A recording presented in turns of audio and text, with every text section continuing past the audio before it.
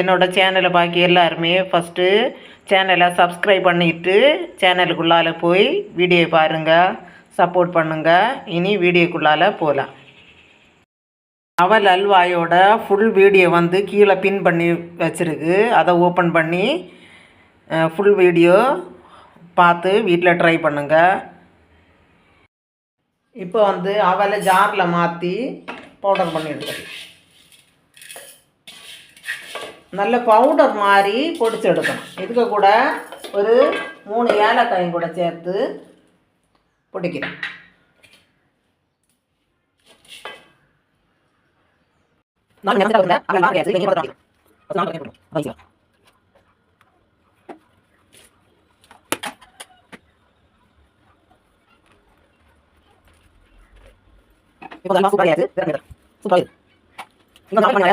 இப்போ